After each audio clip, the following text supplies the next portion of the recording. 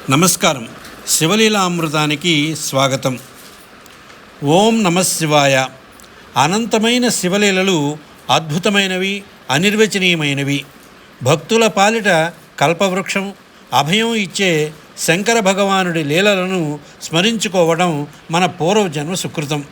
ఈ సోమవారం శివలీలామృతంలో మనం చెప్పుకోబోయేది మృత్యువునే గెలిచిన ఒక చిన్నారి భక్తుడి కథ.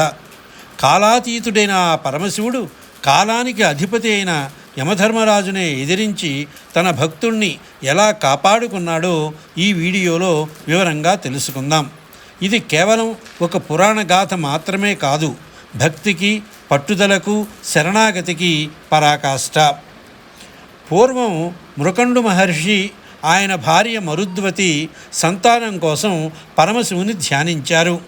వారి భక్తికి మెచ్చిన శివుడు ప్రత్యక్షమై ఒక కఠినమైన పరీక్ష పెట్టాడు.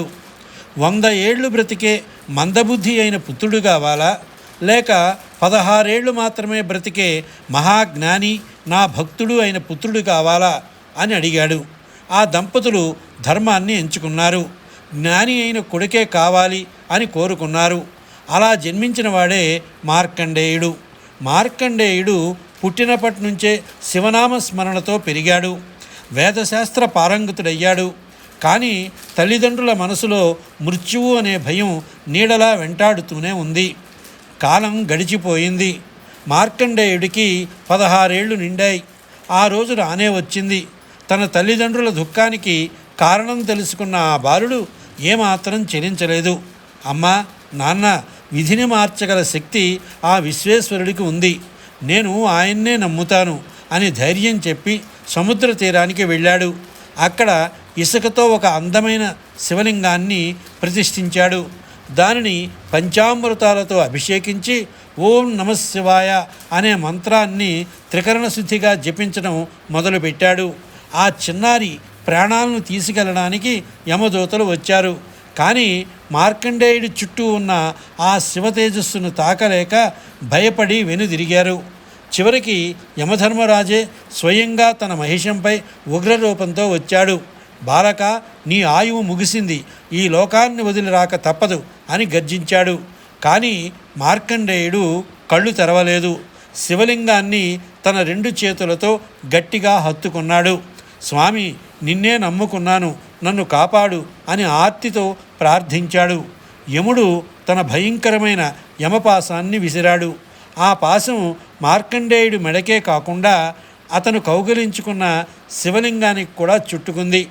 సాక్షాత్తు ఆ పరమేశ్వరుణ్ణే బంధించాలని చూసిన యముడి చర్య శివుడికి ఆగ్రహం తెప్పించింది. అంతే, ఆ ఇసుకలింగం ఒక్కసారిగా బ్రద్దలైంది. 1,000,000 సూర్యుల తేజస్సుతో ప్రళయకాల రుద్రుడిలా మహాశివుడు ఆ లింగం నుండి ఆవిర్భవించాడు. తన త్రిశూలంతో యమధర్మరాజును గుండెపై పొడిచి క్రింద పడేశాడు.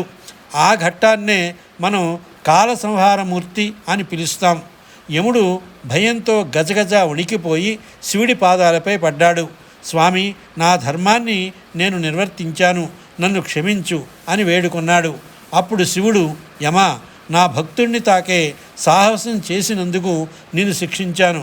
కానీ సృష్టి క్రమం ఆగకూడదు కాబట్టి నిన్ను బ్రతికిస్తున్నాను. అయితే నా భక్తుడైన మార్కండేయుడు ఇకపై మార్కండేయ చిరంజీవిగా వెలుగొందుతాడు అని వరం ఇచ్చాడు. ఆ రోజే మార్కండేయుడు మృత్యుంజయ స్తోత్రాన్ని పఠించి పరమశివుణ్ణి స్తుతించాడు. ఆ బాలుడు ఇప్పటికీ నిత్య యవనుడిగా, చిరంజీవిగా హిమాలయాల్లో తపస్సు చేసుకుంటున్నారని మన పురాణాలు చెబుతున్నాయి. భక్తులారా, ఈ కథ మనకు నేర్పేది ఒక్కటే: భయమున్న చోట భక్తి ఉండదు, భక్తి ఉన్న చోట మరణ భయం ఉండదు. శివయ్య లీలలు ఎంత అద్భుతమో చూశారా? మరణాన్ని శాసించే యముడినే శాసించగల ఏకైక శక్తి ఆ మహాశివుడు. అందుకే ఆయన్ని మృత్యుంజయుడు అంటారు. మార్కండేయుడు లాంటి నిశ్చలమైన భక్తి మనలో ఉంటే మనకు ఎలాంటి భయాలు ఉండవు. ఈ సోమవారం నాడు మీరు కూడా ఈ కథను స్మరించుకుంటూ ఆ పరమశివుడి అనుగ్రహం పొందాలని కోరుకుంటున్నాను. ఈ వీడియో మీకు నచ్చినట్లయితే లైక్ చేయండి.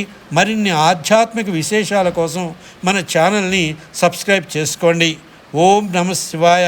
హర హర మహాదేవ. స్వస్తి.